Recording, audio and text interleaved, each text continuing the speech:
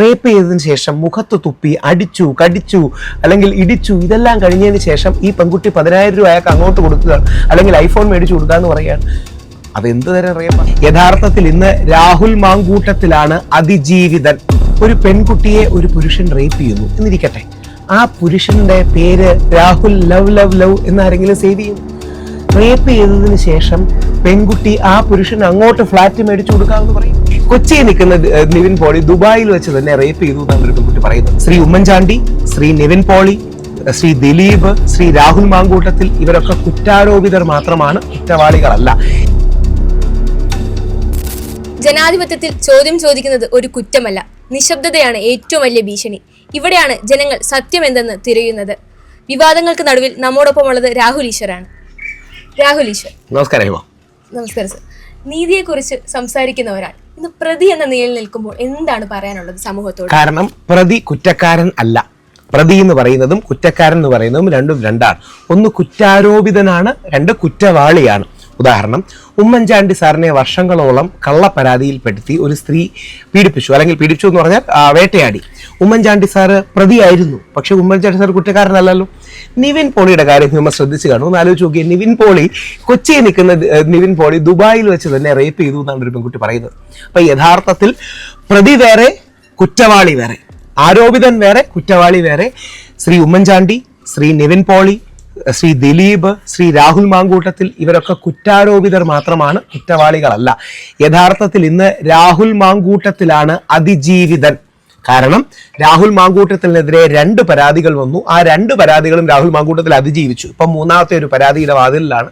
എന്താണ് നമുക്ക് നോക്കാം. ഇതുകൊണ്ടാണ് ഞാൻ അടക്കമുള്ളവർ ഇതേപോലുള്ള പുരുഷ കമ്മീഷൻ വേണമെന്ന് പറയുന്നത്.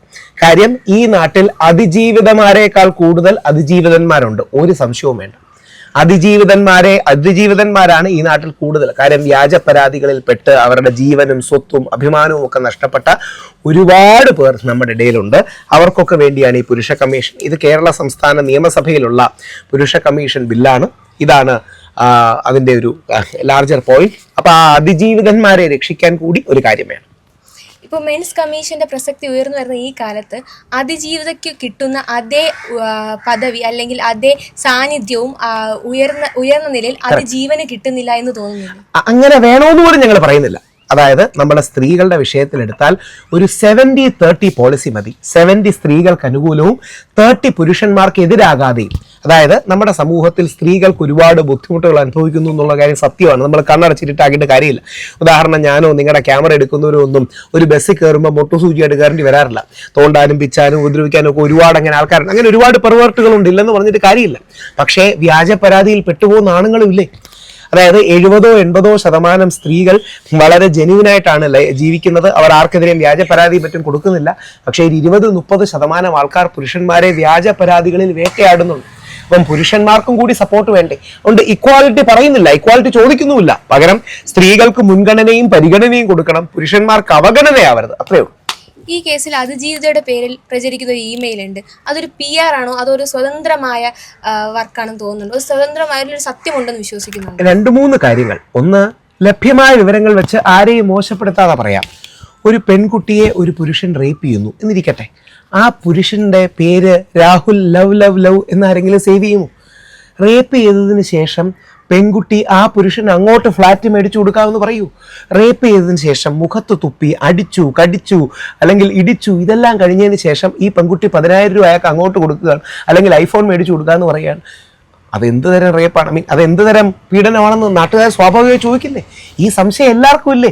ഇത് രാഹുൽ മാങ്കൂട്ടത്തിനെ ആക്രമിക്കുന്ന ആൾക്കാർക്ക് പോലും ഈ സംശയം സ്വാഭാവികമല്ലേ? ഒന്ന് ആലോചിച്ച് നോക്കുക. റേപ്പ് ചെയ്ത് കഴിഞ്ഞാൽ ഒരു പുരുഷന് ഫ്ലാറ്റ് മേടിച്ചു കൊടുക്കാം. 3 BHK വേണോ, 2 BHK വേണോ?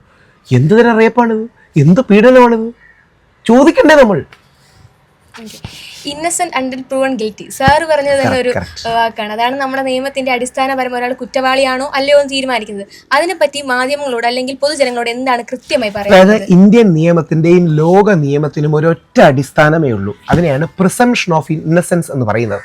അതായത് ഒരു വ്യക്തി കോടതി കണ്ടെത്തുന്നത് വരെ കുറ്റവാളിയാകുന്നില്ല, അയാൾ കുറ്റാരോപിതൻ മാത്രമാണ്. നാളെ കോടതി അയാളെ കുറ്റക്കാരനെന്ന് കണ്ടെത്തിയാൽ അയാൾക്ക് കടുത്ത ശിക്ഷ കൊടുക്കണം. രാഹുൽ മാങ്കൂട്ടത്തിൽ കുറ്റക്കാരനാണെന്ന് കണ്ടെത്തിയാൽ അയാൾക്ക് കടുത്ത ശിക്ഷ കൊടുക്കണം. കൊടുക്കണം. പക്ഷേ കുറ്റക്കാരനാണെന്ന് കണ്ടെത്തുന്നത് വരെ രാഹുൽ മാങ്കൂട്ടത്തിലിനെ അല്ല ആരെയും വേട്ടയാടരുത്. ഒരുപക്ഷെ ഹിമയ്ക്ക് ഓർമ്മ കാണില്ല, കുറച്ചുകൂടെ മുമ്പത്തെ ഒരു തലമുറയിൽ ഞങ്ങളെല്ലാം കണ്ടിട്ടുള്ളതാണ്. നമ്പി നാരായണൻ എന്ന് പറയുന്ന ഒരു ശാസ്ത്രജ്ഞനുണ്ട്.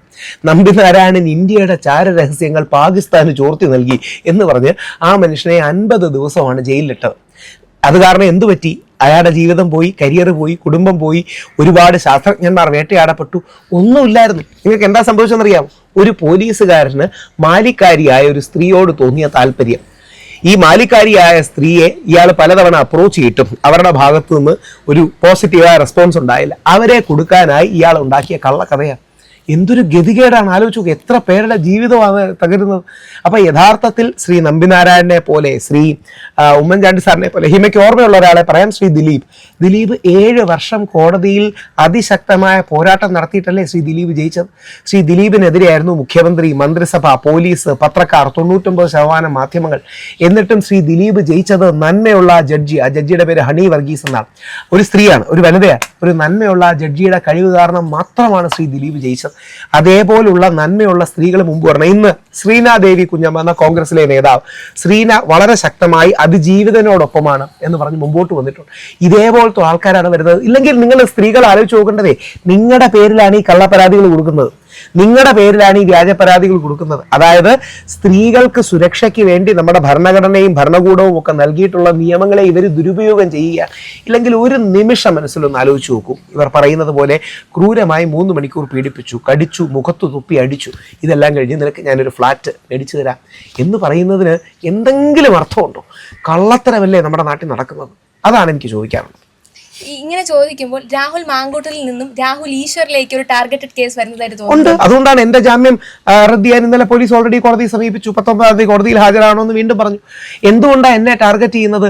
ഈ രീതിയിൽ പറയാൻ ധൈര്യമുള്ള ആൾക്കാർ വളരെ കുറവേ ഉള്ളൂ. ഇവർ ഇങ്ങനെ ഊതി വെറുപ്പിച്ചുകൊണ്ടിരുന്ന ബലൂൺ ഞാനൊരു മുട്ടുസൂചി എടുത്ത് കുത്തിപ്പൊട്ടിക്കും. അതുകൊണ്ടാണ് ഹിമ ശ്രദ്ധിച്ചു കാണണം, ബോബി ചെമ്മണ്ണൂരിനെതിരെ പരാതിയും കാര്യങ്ങളും വന്നപ്പോൾ ആ പ്രമുഖ നടി എനിക്കെതിരെയാണ് കേസ് കൊടുത്തത്. രാഹുൽ മാങ്കൂട്ടത്തിനെതിരെ ആദ്യം വന്ന പെൺകുട്ടി അത് കഴിഞ്ഞ് എനിക്കെതിരെയാണ് കേസ് കൊടുക്കുന്നത്. എന്റെ റീസൺ എന്താ അറിയാമോ? ഇവർ മാധ്യമങ്ങളിലൂടെ നിങ്ങളെ തെറ്റിദ്ധരിപ്പിച്ച് വിൽക്കാൻ ആഗ്രഹിക്കുന്നത്, വിൽക്കെന്ന് പറഞ്ഞാൽ സെയിൽ ചെയ്യാൻ ആഗ്രഹിക്കുന്നത്, ടു സെൽ ആൻ ഐഡിയ എന്ന അർത്ഥത്തിലാണ്. ആ ആശയവുമായിട്ട് വരുമ്പോൾ അതിനെ കുത്തിപ്പൊട്ടിക്കാൻ ഞാൻ ഉള്ളത് കൊണ്ടാണ് ഇവരുടെ പ്രൊപ്പഗാൻഡകൾ ജയിക്കാത്തത്.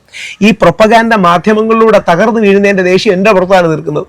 ഈ നേരത്തെ പറഞ്ഞ പരാതിക്കാരി, അതായത് രാഹുൽ മാങ്കൂട്ടത്തിലുടെ കേസിലെ ആദ്യ പരാതിക്കാരിൽ ഒന്നിന്റെ ഭർത്താവ് എന്നെ അനുകൂലിച്ചൊരു വീഡിയോ ചെയ്തു. രാഹുൽ ഈശ്വറിനോട് ഖേദം പ്രകടിപ്പിക്കുന്നു, മാപ്പ് പ്രകടിപ്പിക്കുന്നു എന്നൊക്കെ പറഞ്ഞ ആ വ്യക്തി ചെയ്തു. ഈശ്വർ ഒരു തെറ്റും ചെയ്തിട്ടില്ല, യഥാർത്ഥത്തിൽ രാഹുൽ മാങ്കൂട്ടത്തിലും മറ്റേ സ്ത്രീയുമാണ് തെറ്റ് ചെയ്തെന്ന് പറഞ്ഞു. ഇതൊക്കെ കണ്ട് ആ പെൺകുട്ടി പ്രകോപിതയെ എന്നെ അറസ്റ്റ് ചെയ്യാൻ ചോദിച്ചു. ഞാൻ അങ്ങനെ 16 ദിവസം ജയിലിൽ കിടന്നു. എന്തിനാണ്? ഞാൻ ശ്രീ വേടനെയും ശക്തമായി സപ്പോർട്ട് ചെയ്യുന്ന വ്യക്തിയാണ്. വേടനെതിരെ ഇതേപോലെ കുറെ ആരോപണങ്ങൾ വന്നു, ശരിയല്ലെന്നാണ് എൻ്റെ വിശ്വാസം. വേടനെതിരെ റേപ്പ് ആരോപണം വന്നിട്ടും, മൾട്ടിപ്പിൾ റേപ്പ് ആരോപണം വന്നിട്ടും ഒരു ദിവസം പോലും വേടൻ ജയിലിൽ കിടന്നില്ല. പക്ഷെ ഞാൻ 16 ദിവസം ജയിലിൽ കിടന്നു. ഈ നാട്ടിലെ ദുരവസ്ഥ ഇതാണെന്ന് നമ്മൾ തിരിച്ചറിഞ്ഞാൽ മതി.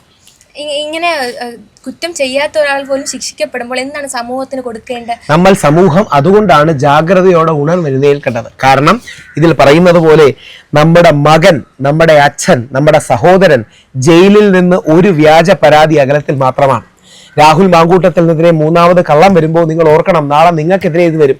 ഒരുപക്ഷെ ഭാവി മുഖ്യമന്ത്രിയാകുമെന്ന് വിചാരിച്ചിരുന്ന കേരളത്തിലെ യൂത്ത് കോൺഗ്രസിന്റെ പ്രസിഡന്റും MLA-യുമായ രാഹുൽ മാങ്കൂട്ടത്തിൽ നേരെ ഇത്രയും ആരോപണം വന്നെങ്കിൽ നമുക്കൊക്കെ എന്തായിരിക്കും ഗതി?